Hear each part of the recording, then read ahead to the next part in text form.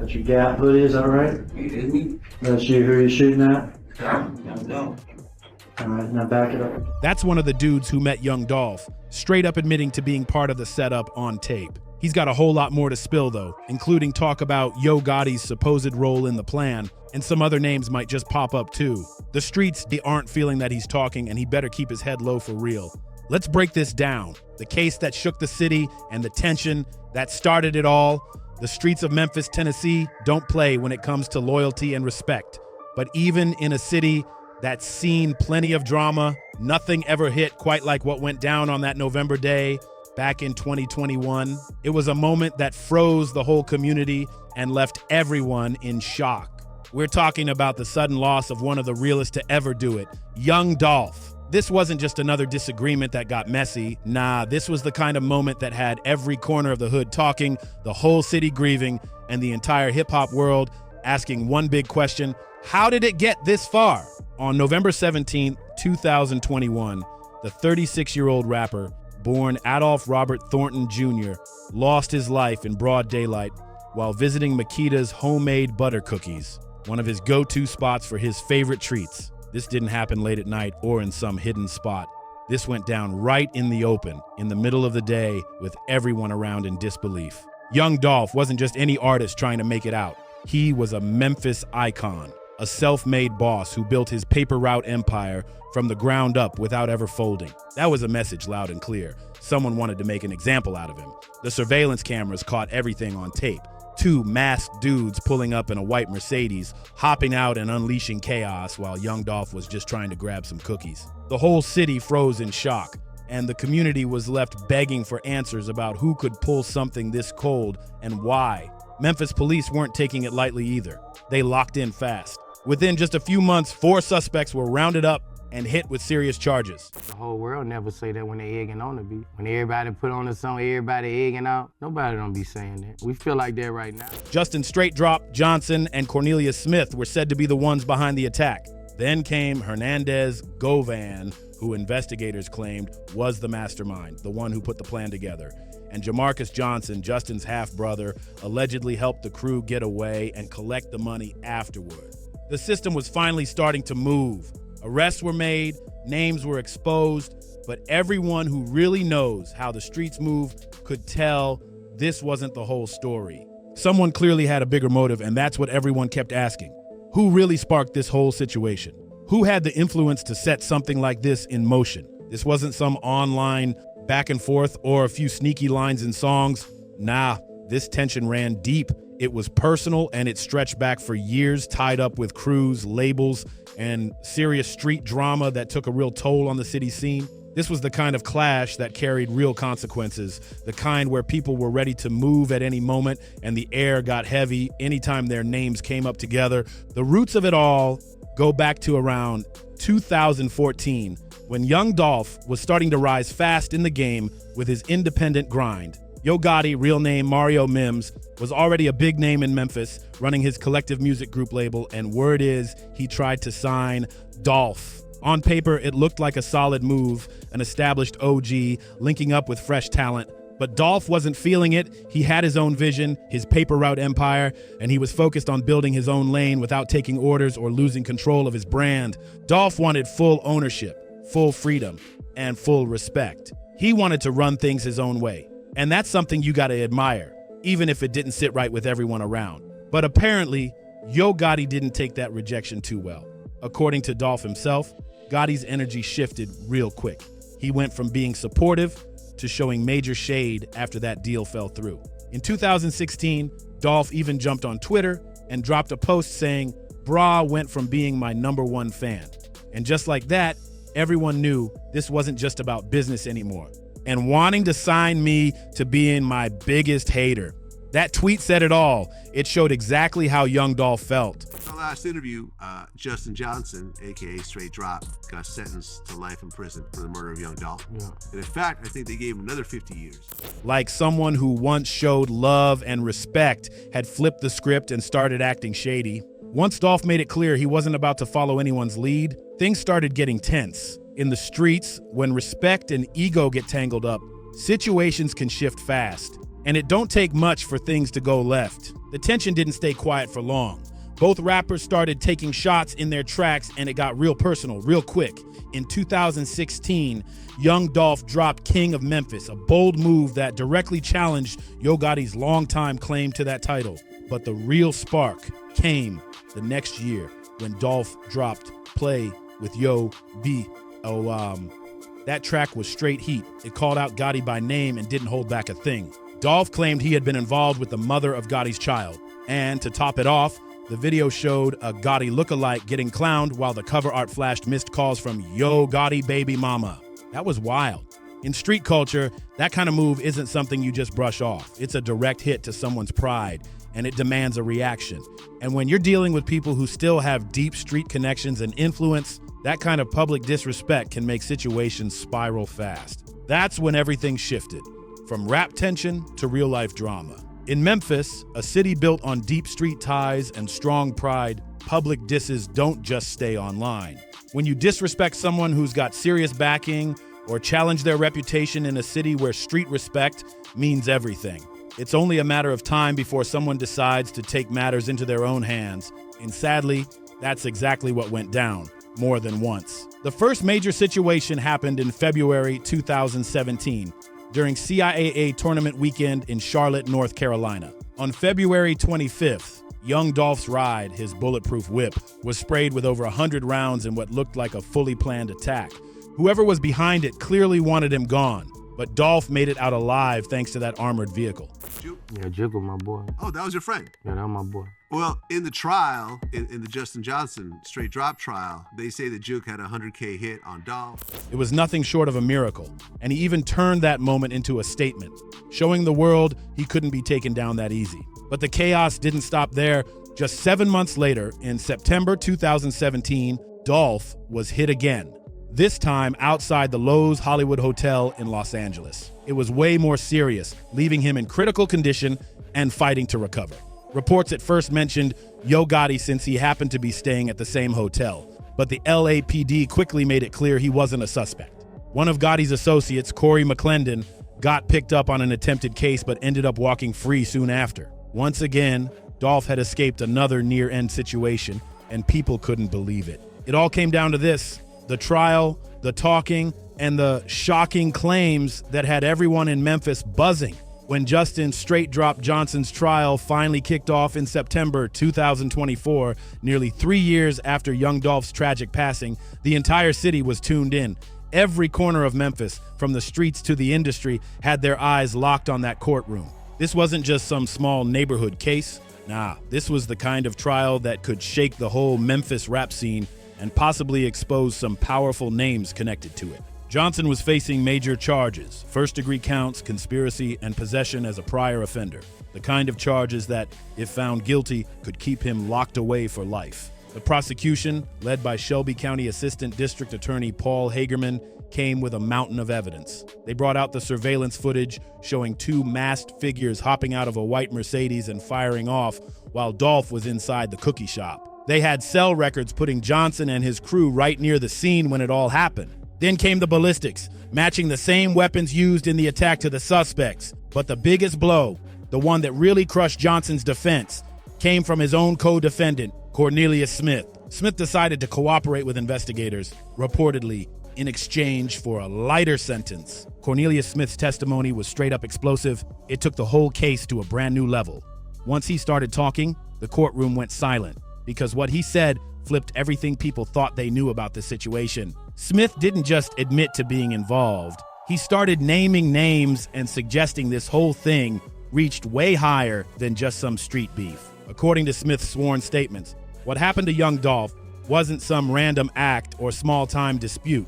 It was something organized, something planned out. Smith claimed that the entire setup was allegedly ordered by Anthony Big Jook Mims, who happens to be Yo Gotti's older brother and a big figure in the CMG circle. That statement alone had everyone's jaws on the floor. Smith said Big Jook allegedly put up a six-figure bag, $100,000, for the plan. The deal was supposedly that Smith and Justin Johnson would each walk away with around 40 racks for carrying it out, while Hernandez, Govan, the one Smith called the coordinator, would get 20 racks for putting it all together. Even crazier, Smith claimed that he and Johnson actually met with Big Jook in the weeks leading up to it, talking about how things would play out. Then, after it was done, they allegedly hopped on FaceTime with him to confirm it was handled. The entire room was stunned hearing that, but Smith didn't stop there. He also claimed that someone tied to CMG came through with 50 grand to cover his legal fees after he got locked up in January 2022. Feel when Straight Drop got sentenced to the murder? I don't feel no type of way. I don't put myself in there like that. I'll kill myself. According to Smith, he couldn't pinpoint exactly who handed over the money, but he was confident it came from someone connected to CMG. He suggested that the label, or at least someone close to it, was trying to look out for the people involved after everything went down. If that's true, it would mean this wasn't just one person acting on their own. It could point to something way bigger. That kind of claim hints at a wider setup, maybe even covering tracks or helping people involved after the fact, which would take things to a whole different level.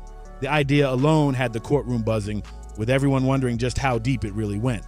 But then things got complicated. Justin Johnson's defense attorney, Luke Evans, came out hard, going straight at Smith's credibility. Evans said Smith was twisting stories or hyping up details just to get himself a lighter sentence. He even brought up a letter Smith allegedly wrote to his family from jail, where Smith supposedly admitted he'd say whatever it takes to avoid spending life behind bars. If that letter turns out to be real, it would crush Smith's image as a reliable witness and make people question everything he said. Was he being honest, or was he just telling the prosecutors exactly what they wanted to hear to save himself? Smith testified that he was promised $40,000 for his part in the plan. But when it came down to it, he admitted he only got $800 total, just $500 up front, then another $300 later. That detail made a lot of people question his story even more.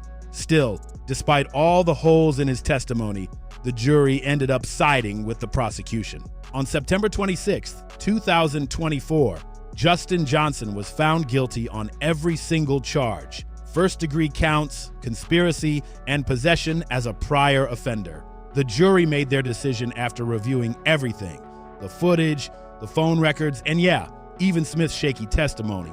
And when it was all said and done, Johnson was hit with a life sentence. Now, in Memphis, that means he's got to serve at least 51 years before he can even think about parole. He's around 30 now, so if he somehow makes it through that whole sentence, he'll be pushing 81 before he'd even have a shot at freedom.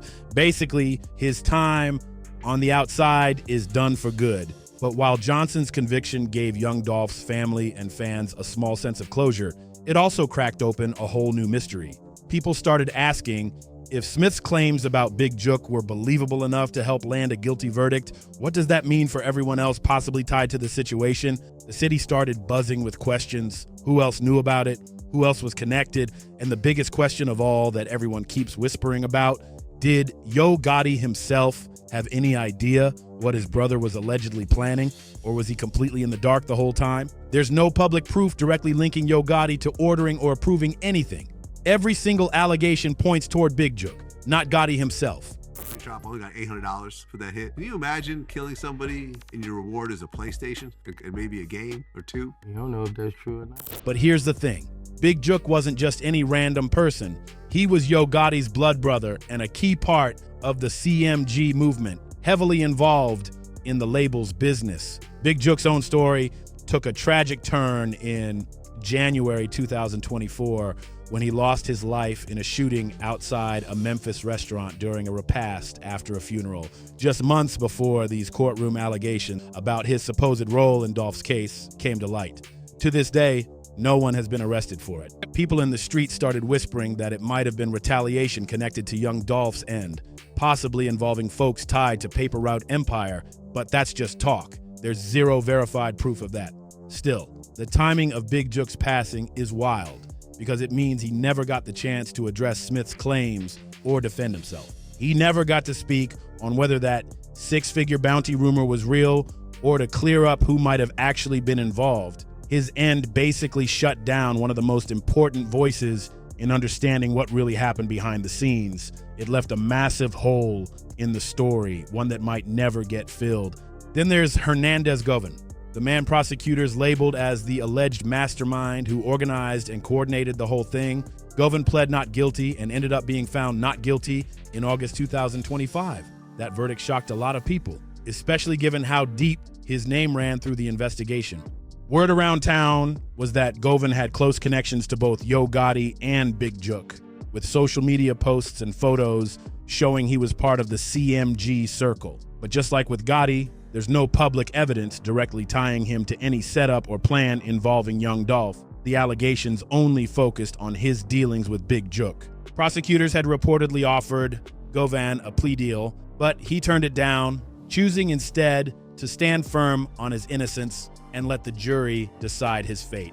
The fourth defendant, Jamarcus Johnson, Justin Johnson's half-brother, ended up taking a plea deal in June 2023. He admitted to being an accessory, saying he helped the suspects get away after the attack and played a role in handling payment afterward. His testimony even included text messages where Cornelius Smith was asking about Big Jook, which lined up with parts of Smith's story about Big Jook's alleged role in everything. But just like Smith, Jamarcus decided to cooperate with prosecutors in hopes of getting a lighter sentence. So you got to look at what he said carefully. It's always hard to know if someone's telling the full truth or just saying what the prosecution wants to hear to cut down their time.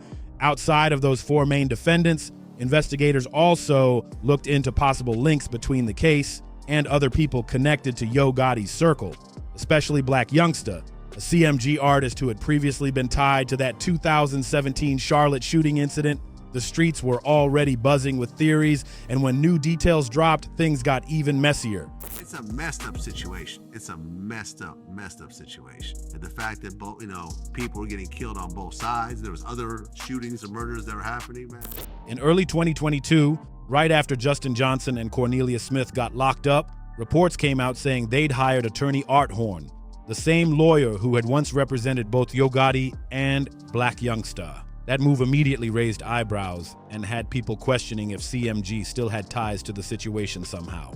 But Horn quickly backed away. He dropped them as clients and publicly denied ever being hired by or on behalf of CMG. Still, that brief connection between the accused and a lawyer with history in Gotti's camp only made things look even more suspicious to the public eye. And that leads to the biggest question that still hangs over this whole case, a question that's never gotten a clear answer, even after Johnson's conviction. If Big Jook really was behind the plan against Young Dolph, was he acting alone, handling personal street business without his brother knowing? Or was Yo Gotti aware of what was being discussed? Was he involved in the decisions, or even the one who gave the go-ahead? There's no public proof directly connecting Yo Gotti to any setup, and with Big Jook's in before he could ever be questioned, the truth might never fully come out. The unanswered questions, the street code, and the high price of the game. One of the biggest mysteries still hanging in the air is the claim that someone tied to CMG allegedly dropped 50 grand to cover Cornelius Smith's legal fees. If that statement holds any truth, and Smith really did testify about it under oath, it points to something much deeper than just Big Jook acting alone. Think about it. If CMG, or anyone close to that circle, really stepped in with that kind of money to support someone accused of being part of what happened to Young Dolph, that could hint at bigger involvement. Either it shows direct ties to the whole setup, or at the very least, a serious effort to protect the people who carried it out and keep them quiet about what they knew. But here's the problem. The details are cloudy. Nobody's produced hard proof showing exactly where the money came from or who handled it. And honestly, in Memphis's tight-knit street culture, it's not unheard of for friends, associates, or even distant connections to help cover legal fees, especially when there's fear someone might break under pressure and start talking to investigators. So yeah, it's possible that money didn't come from CMG at all. Maybe it came from someone local looking out, or from folks just trying to make sure nobody switched sides. Still, that claim about the 50 bands being dropped adds another mysterious twist to a story already full of unanswered questions. Then there's another wild detail that people can't ignore. But when it's egging on, it's all fun and games. When everybody promoting the beef against other rappers, they love it. That's the song you'll go watch, go listen to before you listen to his whole album. The huge difference between the alleged $100,000 bounty that Big Jook was rumored to have offered and the tiny $800 that Cornelius Smith says he actually got paid. That's not just a small mix-up, that's a massive gap. Less than 1% of what was supposedly promised. Now imagine being in that position. You're told you'll get 40 racks for pulling off something major, and instead you get handed less than $1,000. Anybody in that world would feel played. That kind of disrespect could easily cause tension, anger, and maybe even betrayal. It raises a real question. Did Smith start talking because he felt cheated? Or was it because he realized the people behind it weren't going to stand by him after all? Even though Smith said he got shorted on the payment, he still chose to cooperate with investigators and testify against Justin Johnson. That alone made people stop and ask, why would the folks who allegedly set up the plan, supposedly had access to $100,000, and even dropped 50 bands later for legal fees, turn around and pay the people who carried it out just $800? Something about that doesn't add up. One possible reason, that $100,000 number might have been exaggerated from the start, something thrown around to make the story sound bigger than it really was. Or maybe the full payment really was supposed to come through, but never did. Maybe because Big Jook passed away just 2 years after the situation, or because paying that kind of money could have left a paper trail leading straight back to whoever was funding it. Whatever the truth may be, that tiny payout changes the whole picture. The idea that Smith only got $800 for something that serious makes the whole high-level organized hit theory look shaky. People slanging iron, like people hurt for that shit, so that's why I hate that rap beef shit. I hate it, bro. I just hate it. I ain't never seen nothing good come from it. It doesn't line up with how a powerful, well-financed setup would operate. If this really were a fully backed CMG-sanctioned move with $100,000 on the table and another $50,000 being used later for legal help, you'd expect the plan to look cleaner, more controlled, and for the people involved to actually get paid what they were promised. But that's not how this played out. The way it all went down, rushed, messy, and barely compensated, makes it seem more like an amateur, chaotic situation rather than a structured operation. And that opens up a whole new question. Was Big Jook and CMG's involvement really as deep and official as Smith made it sound? The January 2024 end of Big Jook added another tragic and complicated twist to an already tangled story. He was shot outside a Memphis restaurant during a repast, a meal after a funeral. And reports say his mother was right there when it happened. Another person was also hit. And even with police offering a $4,000 reward for information, no one has been arrested. And the case is still wide open. The fact that Big Jook was targeted just 2 years after Young Dolph's passing, and right around the time rumors about his alleged role in that situation were spreading through Memphis, had the streets buzzing. People started speculating that what happened to him was some form of street justice, maybe even a retaliation move from folks connected to Young Dolph's paper route empire. But that's just talk. No solid proof has ever come out. What Big Jook's end did do, though, was erase what could have been the most crucial voice in understanding the full truth behind what happened to Young Dolph. If he really had any part in ordering that plan, he likely knew who else, if anyone, was aware of it. Did he ever talk about it with his brother, Yo Gotti? Did he act alone, or was it done with the quiet approval of others in the CMG circle? Those are questions the world may never get clear answers to. Some think he might have moved solo, maybe motivated by loyalty to his brother's name and a desire to protect his image from someone he saw as a rival or disrespectful threat. You know how many people miss Dolph, man, and miss Big Jook, man? It fed a lot of people, bro. We just, you know, we as on the outside looking in, we just think about that shit a couple days and whatever else on social media after that, but they families, they children, they brothers and they cousins, them people hurt for that. Others believe it ran deeper, involving more people behind the scenes. But we'll never know for sure, because whatever truth Big Jook carried, it's gone with him now. The hip-hop world and its fans have always had a complicated relationship with beef. On one hand, competition has been part of the game since day one. From battle raps to diss tracks, artists have built entire legacies off proving who's the best, calling out rivals, and standing tall when challenged. Those fiery moments have created some of the most unforgettable and creative highlights in hip-hop history. But on the other hand, when those lyrical battles spill outside the booth into real life, when the artists involved are also tied to street circles, crews, and real-world drama, the consequences can turn deadly fast. The line between entertainment and real danger becomes almost invisible, and what starts as bars for attention or clout can spiral into tragedy. Young Dolph left behind kids who now have to grow up without their father. Big Jook left behind loved ones who witnessed his end firsthand. And the people accused of planning or carrying out these acts, they're facing decades, and some even life in prison. Their future's gone before they even hit middle age. And for what? Pride, respect, to hold a title in Memphis's rap scene, or to prove loyalty to a crew or a neighborhood? The price was way too high. No amount of fame, no bragging rights, no temporary win in the streets could ever balance out the lives lost or the families broken by all this. The truth is, we might never know every single detail about who was truly behind what happened to Young Dolph. But one thing's for sure, his end stands as a heartbreaking loss of life, talent, and legacy. It tore apart families, shook the entire city, and showed just how dangerous things can get when rap beef mixes with real-life street energy. Young Dolph was more than just a rapper. He was a hustler with vision, a self-made boss, and a man who gave back to his community. He built everything from the ground up on his own terms and proved that independence could still shine bright in a world dominated by big labels. His passing didn't just silence a powerful voice, it took away one of Memphis's most inspiring and respected figures, and it left his children without their father. And yeah, even though the courts may have delivered some form of justice to those convicted, the deeper questions still linger. Why did it truly happen? Who gave the word to make it happen? And were there bigger names or powerful forces behind the scenes pulling strings that we'll never fully uncover? Those mysteries remain unsolved, and maybe they always will.